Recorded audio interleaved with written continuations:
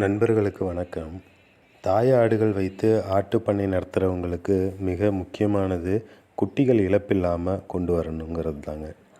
இளம் குட்டிகள் இழப்புக்கு நிறைய காரணங்கள் இருந்தாலும் பெரும்பாலும் மண் திங்கிறதால தான் குட்டிகள் இழக்க நேரிடுதுங்க. நம்ம ஆட்டுப்பண்ணையில் எத்தனை குட்டிகள் பிறந்தாலும் அத்தனையுமே நல்ல முறையில் நான் வளர்த்து கொண்டு வந்துட்டுருக்கேங்க. நான் குட்டிகளுக்கு மட்டும் சிமெண்ட்டு தளம் போட்டிருக்கேங்க. குட்டிகளோட கழிவு நீரை உறிஞ்சுறதுக்கு சணல் சாக்கை பயன்படுத்துகிறேங்க. காலையில் ஈரமான சணல் சாக்கை எடுத்து அலசி வெயிலில் காய போட்டுட்டு சிமெண்ட்டு தளத்தை நல்லா கூட்டிடுவேங்க.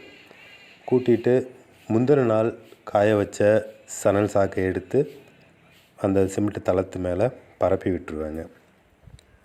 அப்புறம் வழக்கம் போல் இளம் குட்டிகளுக்கு இளம் பில்லுகளை கட்டி தொங்க விடுவேங்க.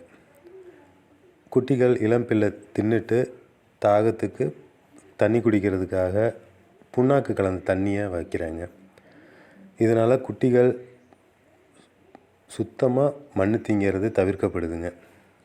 பண்ணையும் நல்ல வளர்ச்சி அடையுங்க. அவ்வளோதாங்க. நன்றி.